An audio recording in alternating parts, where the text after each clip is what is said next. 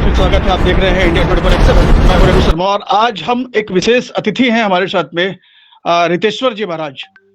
धर्म और अध्यात्म के अलावा विज्ञान पर भी बात करते हैं और लोगों को पागल भी कहते हैं, यानी साइको भी कहते हैं। क्यों और कौन सी ऐसी बात है जिस पर ये सारी कल्पनाएं उनके दिमाग में आती है? हम इसी विषय को लेकर आज उनसे चर्चा करेंगे। रितेश्वर जी महाराज, पहले तो मुझे ये बताइए कि मैं पागल हूं क्यों? नहीं, मैंने ऐसा कभी कोई बयान नहीं दिया है। मैंने कहा कि साइको पेशेंट पूरी दुनिया में बढ़ रहे हैं, चाहे यूरोपियन कंट्री हो चाहे अमेरिकन। वहां पर मोर देन 60-70% लोग अब साइको पेशेंट एक न एक बार किसी मानसिक डॉक्टर से वो मिल चुके हैं, चिकित्सक से। भारत में भी ये रेशियो कम था, अब बढ़ रहा है। ये चिंता का विषय है। तो जब किसी रोग को आप डायग्नोस करते हैं और आप एक अच्छे धर्मगुरु हैं या एक अच्छे मनुष्य हैं, तो रोग को इसलिए याद नहीं करते कि रोगी कह के किसी को चिढ़ाना है। उस रोग से हमारा राष्ट्र कैसे मुक्त हो, मानवता कैसे मुक्त हो। मैं श्री कृष्ण की नगरी से आता हूं। मैं महारास समझता हूं, जीवात्मा और परमात्मा के मिलन को जानता हूं। मैं निराश शब्द नहीं जानता, हताश नहीं जानता, उदास नहीं जानता। महारास और रास मेरे जीवन का अंग है। महारास और रास नाचने का सिर्फ नाम नहीं है, लड़के और लड़कियों का नाचने का। ये धर्म का विषय है। जब जीव और शिव का मिलन होता है तो इसको महारास कहते हैं। मैं चाहता हूं कि मनुष्य सबसे दुर्लभ जन्म है। इस जन्म को पाने के बाद भी आप डिप्रेशन में क्यों जा रहे हैं? आप क्यों इतना तकलीफ पा रहे हो जिंदगी में? तो कहीं ना कहीं आपका लाइफ स्टाइल गड़बड़ होगा ना, आपकी शिक्षा गड़बड़ होगी, आपके पालन पोषण में कोई गड़बड़ी हुआ होगा। नहीं तो इसी राष्ट्र में इतने अच्छे लोग पैदा होते, विवेकानंद पैदा होते, ऋषि पैदा होते, राम और कृष्ण की ये धरती है। यहाँ पागल क्यों पैदा होंगे? पागल क्यों आएंगे? ये तो वेस्टर्न लोग आ सकते हैं क्योंकि भोगवाद उनका प्रमुख नारा था। भोग से ऊब चुके तो अब वृंदावन में आकर के माला लेकर के हरे कृष्ण वो भी कर रहे हैं, परिक्रमा दे रहे हैं। लेकिन भारत तो सदा से आत्मा को मानती आई, आध्यात्म को मानती आई, सनातन संस्कृति को मानती आई। यहाँ के लोग पागल क्यों होंगे? यहाँ के लोग तो पागलपन के शिकार लोगों को अगर मिल लें और उनको आत्मज्ञान कर दें तो भी दिव्य ज्ञानी बन सकता है। मैंने इस विषय में कहा है, इसलिए आप ऐसा न कहें कि मैं लोगों को पागल कहता हूं। ओके, अच्छा मुझे ये बताइए कि आप तो विज्ञान के ये रहे, छात्र रहे हैं, और फिर आध्यात्म की ओर, विज्ञान और आध्यात्म सम्मिलन होता है क्या? आध्यात्म का एक अंग है विज्ञान। आध्यात्म का अर्थ होता है समग्रता, आत्मा का अध्ययन। आत्म अध्ययन का अर्थ होता है कण कण का अध्ययन, करोड़ों ब्रह्मांड का अध्ययन। और विज्ञान का अर्थ होता है स्पेसिफिक नॉलेज, किसी एक विषय का नॉलेज। क्वांटम फिजिक्स, अब आप किसी डार्विन का सिद्धांत, एक अलग अलग सेक्टर्स हैं, अलग अलग फैकल्टीज हैं, उसको विज्ञान कहते हैं। विज्ञान और आध्यात्म में दुराव कब है, मुझे ये समझ नहीं आया। ये मैकोले ने कैसी शिक्षा व्यवस्था डाल दी? धर्म का एक अंग है विज्ञान, और यहां ऐसा दिखाया गया इतने वर्षों में, तुम विज्ञान की बात क्या करो, धर्म की ज्यादा बात मत करो। धर्म छोटा है, विज्ञान बड़ा है। अरे धर्म का अंग है, आध्यात्म का अंग है विज्ञान। दोनों में कोई अलगाव है ही नहीं। तो कैसे आप ये बात करते हैं कि वैज्ञानिक तरीके से बात करें कि धार्मिक तरीके से बात? जो परम धार्मिक होगा, आध्यात्मिक होगा, वही वैज्ञानिक हो सकता है। हमारे ऋषि दाढ़ी बढ़ा करके एक से एक चीज खोज करके, विमान शास्त्र खोज के बैठे हुए, जीरो खोज के बैठे हुए, आर्यभट्ट बैठे हुए, इतनी प्राचीन आयुर्वेद की विद्या। तो वो कौन थे? गूंगा पंडित थे जिनको बोलते हैं, वो कुछ नहीं आता था, वो वैज्ञानिक थे। और आपके यहाँ एक आइंस्टाइन था। आइंस्टाइन ने जब मरने से पहले लिखा कि अगर रीबर्थ होता है तो मैं ये लिख के जा रहा हूं कि दोबारा इतनी बुद्धि दे के पैदा मत करना, क्योंकि बुद्धि ही मेरे जीवन का काल बन गई, मुझे विवेक देना और शांति देना। तो आइंस्टाइन तो ये लिख के जाता है। हमारे ऋषि वैज्ञानिक थे। केवल साधारण चीजों की खोज करने वाले को वैज्ञानिक नहीं बोलते। ओके, ये जो साधु और संत, जो एक उनकी एक, मैं ये आंख बंद करूं तो साधु संत का मतलब बड़ी हुई दाढ़ी और ये सब चटाएं बटाएं, ये क्या होता है एक्चुअल में? ये कोई नेटवर्क होता है या क्या होता है? नहीं नहीं, आप स्कूल अपने बच्चों को भेजते होंगे तो शायद वो लोग बोलते होंगे कि उनको एक ड्रेस चाहिए। और किसी किसी ऑफिस में जाते होंगे तो बोलते होंगे क्लीन शेव में आइएगा, नहीं तो यहाँ ऑफिस में हमारे यहाँ सब एकदम यंग चाहिए। ठीक है, साधु संत के पास इतना समय नहीं होता था कि वो दाढ़ी बनाएं और हेयर कटिंग करें और पार्लर जाएं। उनका चिंतन राष्ट्र चिंतन, मानव चिंतन, कल्याण के लिए लगा रहता था, इसलिए बढ़ जाता था दाढ़ी। कोई दाढ़ी रख के साधु थोड़ी बनता है, दाढ़ी से साधु नहीं बनते। साधु का दाढ़ी हो सकता है, दाढ़ी से साधु नहीं बनते। ओके, मैकाले पर बहुत बात करते हैं आप, और आप खुद शिक्षा भी प्राप्त करते हैं। हाँ जी।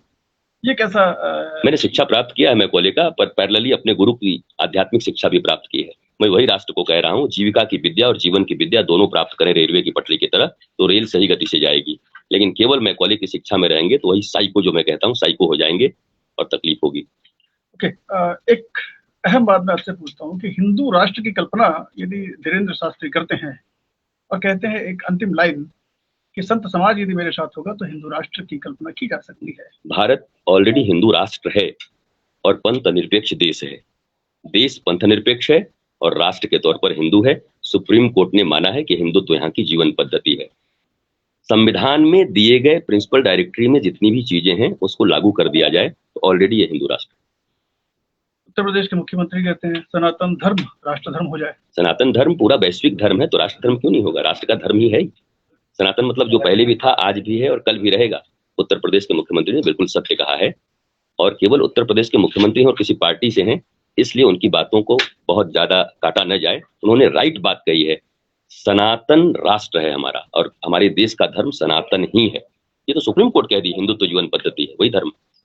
एक आप कभी कभी राष्ट्रपिता शब्द को लेकर के टिप्पणियां करते हैं। मैंने कभी नहीं किया, मैंने राष्ट्रपिता का सारा सम्मान किया, बल्कि राष्ट्रपिता पर जिन्होंने टिप्पणियां की मैंने उनके विरोध में बोला है।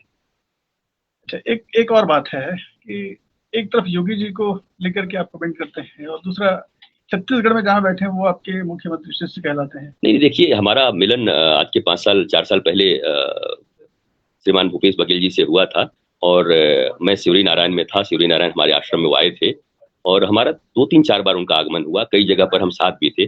विगत वर्षों में हमारा यहाँ आना हुआ नहीं यहाँ पर, और कभी उनसे हमारा मिलन हुआ नहीं है प्रत्यक्ष। उनका वृंदावन भी आगमन कई बार हुआ। तो वहां तो आप देखेंगे, अभी मैं हवाई अड्डे में था 10 दिन पहले, तो अखिलेश यादव जी को पता चला कि गुरुजी यहाँ पर हैं, तो आकर के हमारे साथ लाउंज में बैठे, बात किया हमारे साथ। तो आप एक भारत में रहते हैं ना, सभी लोग भारतवासी हैं और हम सनातन संस्कृति के लिए काम कर रहे हैं, राष्ट्रवाद के लिए काम कर रहे हैं। सभी हमारे हैं, हम सबसे मिलते हैं और धर्मगुरु से सबको मिलना भी चाहिए। राष्ट्र के विषय में और धर्म के विषय में सीखना चाहिए, उनका अधिकार है। और मेरा भी अधिकार है, कर्तव्य है कि मैं सबको इस विषय में बताता चलूं। पर मेरा किसी के साथ फोटो हो, मैं किसी के साथ बैठूं तो मुझे कभी कांग्रेसी बता दो, कभी बीजेपी बता दो, कभी समाजवादी बता दो, कभी आप बसपा बता दो। संत संत होते हैं, साधु साधु होते हैं। वो पूरे राष्ट्र नहीं, पूरे मानवता के धरोहर होते हैं, पूरे मानवता के कल्याण के लिए आते हैं। तो जो इस रास्ते पर चलेंगे, निश्चित ही मैं उनसे प्रेम करता हूँ। जो सनातन की बात करते हैं मैं उनसे प्रेम करता हूँ, जो राष्ट्र की बात करते हैं मैं उनके साथ खड़ा रहता हूँ। छत्तीसगढ़ में अब से चंद दिनों पहले एक धार्मिक गुरु आए थे, धीरेन्द्र शास्त्री। उन्होंने कहा यहाँ धर्म परिवर्तन होता है। मैं घर वापसी की बात करता हूँ, आप छत्तीसगढ़ में हैं, धर्म परिवर्तन जैसी बात यहाँ पर दिखती है? नहीं, मैं तो बहुत दिन से नहीं आया हूँ, लेकिन धर्म परिवर्तन केवल छत्तीसगढ़ नहीं, राष्ट्र की समस्या है। धर्म परिवर्तन कभी होता नहीं है, मत परिवर्तन होते हैं। आटे और चावल पर किया गया परिवर्तन ज्यादा दिन टिकता नहीं है। ज्यादा आटा मिल जाएगा तो वो भी परिवर्तित हो जाएगा। अर्थात ये कमजोरी साबित करती है कि हम वहां तक पहुंचे नहीं हैं। लेकिन उन लोगों के लिए भी ये बड़ा शर्मनाक बात है कि कुछ चीजों को देकर के आप मानवता की सेवा करते हैं ना, तो आप ऐसे ही सेवा कर दो ना, आपको परिवर्तन कराने की क्या जरूरत है? दे दो ना आटा, पढ़ा दो उनके बच्चों को। पर आप परिवर्तन करा के पढ़ाओगे, ये अच्छा लगेगा? मैं आपके बच्चे को कहूं कि तुम्हारा पिता तुमको अच्छे से पढ़ा नहीं पा रहा है, बोला नहीं, बोला तुम हमको बाप बोलो, आज से मैं तुम्हारा बाप हूं, तो मैं तुमको पढ़ाऊंगा। तो आपका बच्चा बाप बदल देगा पढ़ने के लिए? नहीं, ऐसा नहीं हो सकता। उनको सेवा करना है, सेवा करें। सेवा करने के लिए पूरी दुनिया यहाँ आ सकती है, लेकिन अब कोई शर्त होती नहीं प्यार में, मगर प्यार तुमने शर्तों पर किया। ओके, आप धर्मगुरु है, रामचरितमानस पढ़ा है आपने, बिल्कुल बहुत नजदीक से पढ़ा है। वैसे तो कृष्ण को आप बहुत करीब से जानते हैं, लेकिन रामचरितमानस बिहार से उत्तर प्रदेश पहुंच गया जहां से आप हैं। भारत में चुनाव होते हैं तो रामचरितमानस आएगा, महाभारत आएगा, कुछ ना कुछ चीजें तो आती रहेंगी। चुनाव के दरमियान महाभारत तो ठीक है, जहाँ से जिस विषय को आप जानते हैं, लेकिन रामचरितमानस क्यों? मैं ये जानता हूँ कि प्रत्येक भारतवासी को महाभारत पढ़ना चाहिए। जिसने महाभारत पढ़ लिया ना, उसके घर में कभी झगड़ा नहीं होगा, उसके देश में झगड़ा नहीं होगा, न कभी कोई अशांति होगी। यही तो विधर्मियों ने फैलाया है कि महाभारत जो पढ़ेगा उसके घर में महाभारत हो जाएगा। महाभारत जो पढ़ेगा वो महाभारत कभी नहीं होगा, क्योंकि हम उन कारणों को जान जाएंगे जिस कारण से महाभारत हुआ था। रामचरितमानस पर कहिए आप। रामचरितमानस काफी विवाद हो रहा है। बहुत अच्छा ग्रंथ है, बहुत अच्छा ग्रंथ है, और हमारा राष्ट्रीय धरोहर है, राष्ट्रीय ग्रंथ है। विवाद कैसा? विवाद को संवाद में बदल देंगे। ज्ञान से सब कुछ होता है ना, अज्ञानियों को बोलने से क्या होगा? ज्ञान के साथ आए, बैठ के चर्चा करें, और किसी की जनभावना अगर आहत हो रही हो तो उसको सुनना भी चाहिए। प्रश्न करने का अधिकार सबको है भाई, श्याम मानव को भी है, प्रश्न करने का अधिकार स्वामी प्रसाद मौर्य को भी है, लोकतांत्रिक देश में रहते हैं, आप सीधा ही सुन लो ना, उनको प्रश्न करने का अधिकार है। हाँ, जवाब करारा मिलना चाहिए और ज्ञान के साथ मिलना चाहिए। आपसे जवाब क्या मिलना चाहिए? वो मिल गया है, दे दिया। चलिए, ये कुल मिलाकर के हमने देखा कि रितेश्वर महाराज ने बहुत कुछ ऐसे बयान को भी बहुत स्मूथली समझाया और बताया, विज्ञान के हैं लेकिन लगता है सोशल साइंस भी बहुत अच्छी तरह से समझते हैं। चलिए, वक्त हो चला एक छोटे से ब्रेक का। ब्रेक के उस पर खबरें का सिलसिला जारी रहेगा। देखते रहिए इंडिया 24/7।